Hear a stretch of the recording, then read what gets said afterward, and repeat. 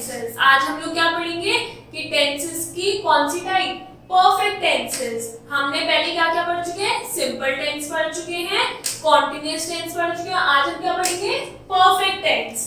तो perfect tense कौन कौन से होंगे, present perfect, past perfect and future perfect. तो आज हम इन तीन टेंसेस के बारे में पढ़ेंगे। तो first is present perfect tense. Present perfect tense क्या होता है और वो कहां-कहां यूज होता है। तो present perfect tense is used to express an action that has just been completed. एक ऐसे एक्शन को एक्सप्रेस करता है जो बिल्कुल अभी खत्म हो चुका है। जैसे आपने पढ़ाई कर ली है तो जस्ट अभी खत्म कर ली है, तो that will be present perfect tense. The flower has withered. I have finished my homework.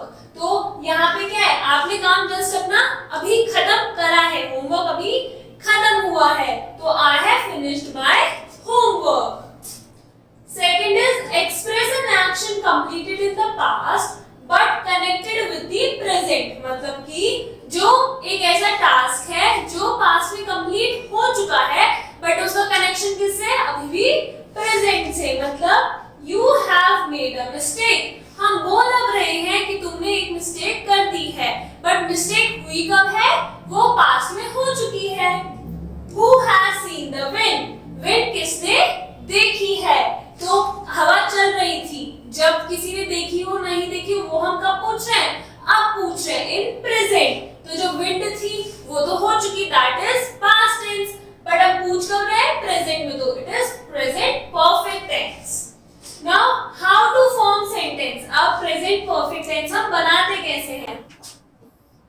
Affirmative sentence मतलब पॉजिटिव सेंटेंस कैसे बनेगा, सब्जेक्ट प्लस हैज और have plus past participle form मतलब third form of the verb plus object मतलब subject क्या हुआ, जिसके बारे में बात हो रही है। क्या क्या होंगे ये नाउन हो सकता है या फिर हमारे प्रोनाउंस हो सकते हैं। अब हैज और हैव का यूज होता है, हैज यूज होता है जब क्या होता है हमारा सिंगल हो, और हैव जब प्लूरल मतलब कि अगर आई हैव, आई तो आई के साथ तो हैव यूज होता है, और बाकी से वी हैव और यू के साथ भी हैव यूज होता है, बट अगर ही है शी है तो उनके साथ क्या यूज होगा, हैज यूज होगा। प्लस पास्ट पार्टिसिपल फॉर्म मतलब कि वर्ब की थर्ड फॉर्म प्लस ऑब्जेक्ट मतलब कि क्या बात हो रही है। तो for example I have played hockey, मैंने हॉकी खेल लिया है। वी हैव प्लेड हॉकी, हमने हॉकी खेला है। You have played hockey, he has played hockey.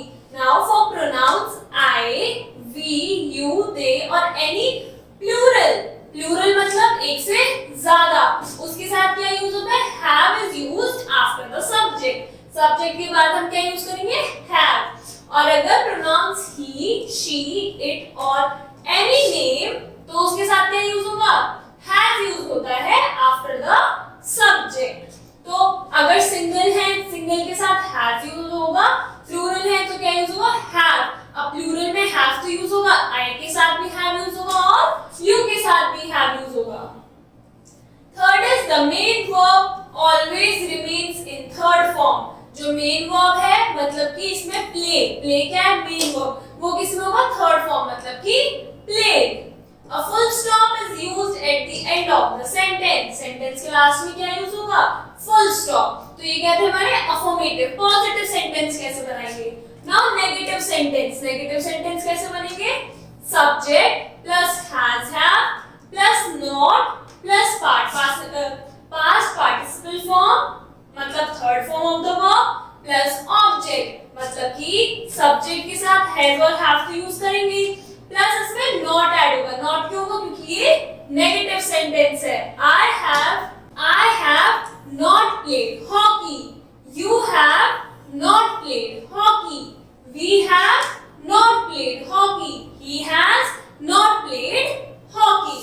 Now for pronouns I, we, you, they or any plural have is used after the subject, subject के बाद have use होगा किन में, अगर plural है या फिर I, we, you या फिर they है। और has कब यूज होगा, जब he, she, it या फिर कोई नाम है। Now not is used between has, have and the main verb. Main verb का है, ये है played, has, have means ये, तो इन दोनों के बीच में क्या यूज होगा, not यूज होगा। The main verb always remain in third form. जो main verb होता है वो हमेशा किस में होता है, थर्ड फॉर्म में होता है, और एक फुल स्टॉप लगेगा at the end of the sentence. ये थे हमारे negative. Now interrogative sentence. Interrogative sentence means हम कोई क्वेश्चन पूछ रहे हैं, तो क्वेश्चन कैसे पूछेंगे, सबसे पहले हैज या हैव, अब सब्जेक्ट स्टार्टिंग में नहीं आएगा, सब्जेक्ट आएगा हैज हैव के बाद में, then third form of the verb plus object plus last में क्वेश्चन मार्क। क्यों, क्योंकि ये इंटेरोगेटिव सेंटेंस है। Now for examples, have I played hockey. अब क्या है, आई है, आई के साथ क्या यूज होता है, हैव, इसलिए पहले हैव लिखा, फिर I played hockey, have we played hockey, last में question mark. Have you played hockey? Has he played hockey? Now note, for pronouns I, we, you, they or any plural, have is used before the subject. Subject से पहले क्या use होगा, have. अब क्या अगर he, she, it या फिर कोई नेम है तो has यूज होगा subject से पहले। The main verb always remain in third form. Question mark at the end. तो अगर हमको पास्ट प्रेजेंट परफेक्ट सेंटेंस बनाना है तो सबसे पहले हम क्या लिखेंगे, सबसे पहले सब्जेक्ट लिखेंगे प्लस हैज या फिर have plus third form of the verb and plus object. ये क्या था हमारा, ये थे हमारे प्रेजेंट परफेक्ट टेंस। अब हम पढ़ेंगे past perfect tense. Past perfect मतलब कि it expresses an action that had completed long before, मतलब जस्ट अभी खत्म नहीं हुआ एक्शन, ये एक्शन बहुत पहले खत्म हो चुका है, मतलब कि अब स्कूल स्टार्ट हुए टाइम हो गया है, तो ये क्या हुआ, ये हो गया है हमारा पास्ट परफेक्ट टेंस, ये बहुत पहले हमारे स्कूल स्टार्ट हो चुके हैं। Last year we had visited many historical places। अब बात कब की हो रही है, लास्ट ईयर मतलब पिछली साल की, तो इसको बहुत टाइम हो गया है। He had already finished his work before we reached there। हमारे पहुंचने से पहले ही काम खत्म कर चुका है वो। तो while combining two sentences with before, put the past perfect tense in the beginning, and while combining them with after, put the past perfect tense afterwards। इसका क्या मतलब है कि अगर हम दो सेंटेंसेस को कंबाइन कर रहे हैं, मतलब he had already finished his work और दूसरा है we reached there, अगर इनके बीच में हम before लगा रहे हैं तो जो past perfect tense होगा वो in the beginning लगेगा। past perfect tense मतलब कि हमने क्या लगाया यहाँ पे had क्या हुआ, past perfect tense शो कर रहा है, और अगर हम after लगा रहे हैं तो past perfect tense उसके बाद आएगा।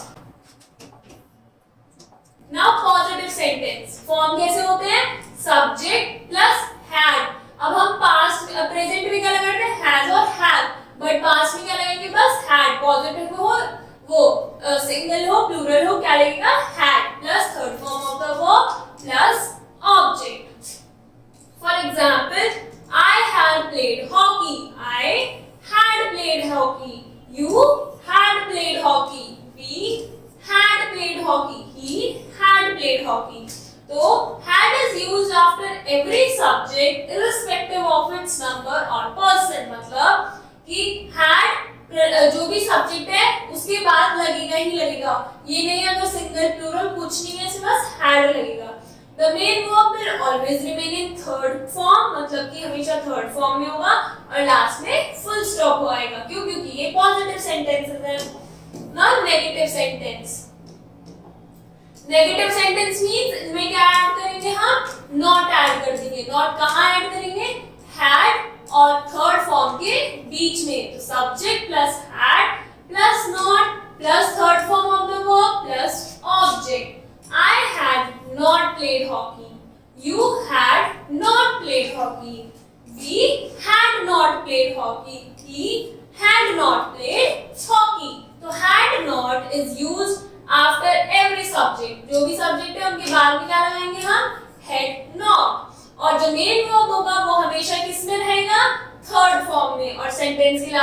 then put a full stop. Interrogative sentence. Interrogative means कि हम किसी से कोई क्वेश्चन पूछ रहे हैं तो क्वेश्चन पूछेंगे तो सब्जेक्ट से हम पहले लगाएंगे अपना वर्ब, वो क्या है, head. Head plus subject plus third form of the verb plus object and plus the interrogative mark.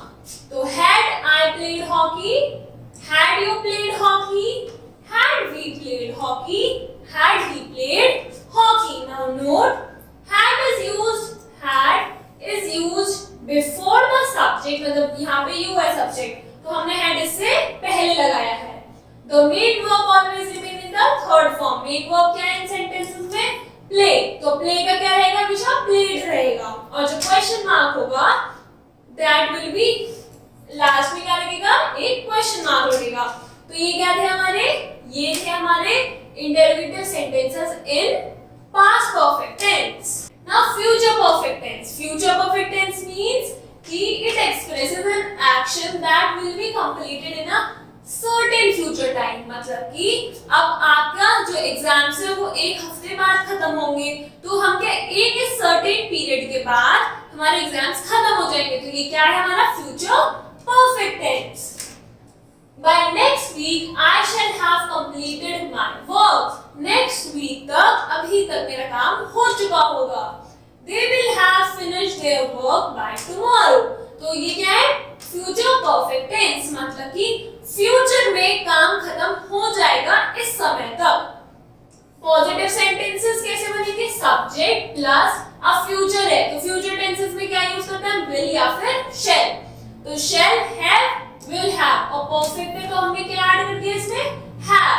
तो shall have and will have. अब शैल और विल किस किस के साथ लगता है, शैल हमारा लगता है आई के साथ या फिर बी के साथ, आई शैल या वी शैल. बाकी के साथ लगता है हमारा will plus third form of the verb plus object. तो I shall have played hockey, we shall have played hockey, you will have played hockey, he will have played hockey. So for pronouns I, we, shall have is used after the subject and for the pronouns you, he, she, it, they या बाकी सब जितने भी होते हैं उनके बाद क्या लगता है, will have. The main verb हमेशा किसमें लगेगा, थर्ड फॉर्म में. मेन वर्ब क्या है इसमें, प्ले. तो प्ले प्लेड रहेगा एंड फुल स्टॉप एंड में लगेगा. देन नेगेटिव सेंटेंस मींस इसमें नॉट ऐड हो जाएगा. तो सब्जेक्ट प्लस शैल या विल अकॉर्डिंगली प्लस नॉट. अब शैल हैव के बीच में क्या आ रहा है, नॉट लग रहा है, plus third form of the verb plus object. मतलब I shall not have played hockey, we shall not have played hockey, you will not have played hockey, he will not have played hockey. So for pronouns I and we, shall not have is used after the subject. subject के बाद क्या use करें, shall not have. और बाकियों के लिए हम क्या यूज करते हैं, will not have. Main verb हमेशा थर्ड फॉर्म में रहेगा और लास्ट में हम फुल स्टॉप लगाएंगे. तो ये हमारा negative sentence means positive sentences में ही हम बस नॉट ऐड कर देंगे. देन इंटरोगेटिव सेंटेंस मींस हम कोई क्वेश्चन पूछ रहे हैं तो शैल विल, अब सब्जेक्ट से पहले लग जाएगा शैल will plus subject plus have plus third form of the verb plus object and plus question mark. तो आई है तो आई के साथ यूज होगा शैल. तो शैल आई हैव पास्ट फॉर्म क्या हुई, प्लेड हॉकी. शैल वी के साथ शैल लगा, have played hockey. Now you के साथ क्या लगेगा, विल लगेगा. तो will you have played hockey, will he have played hockey. Now for pronouns I and we, जो हमारा शैल है वो किससे पहले लगेगा, वो हैव से पहले लगेगा हमारा. और जो प्रोनाउंस है हमारे क्या बाकी के जो बचे हुए हैं, विल तो लगेगा सब्जेक्ट से पहले और आई और वी है उनसे पहले क्या लगेगा, शैल लगेगा. जो है वो किसके बाद आएगा, सब्जेक्ट के बाद है लगेगा, सब्जेक्ट से पहले शैल या विल लगेगा. और जो मेन सब्जेक्ट है, मेन वर्ब जो है हमारा वो थर्ड फॉर्म में रहेगा एंड क्वेश्चन एंड करेगा विद अ क्वेश्चन मार्क। तो हमने क्या पढ़ा? हमने पढ़ी पहले प्रेजेंट परफेक्ट, मतलब कि सब्जेक्ट प्लस हैज या फिर have plus third form plus object. Then हमने पढ़ा पास्ट।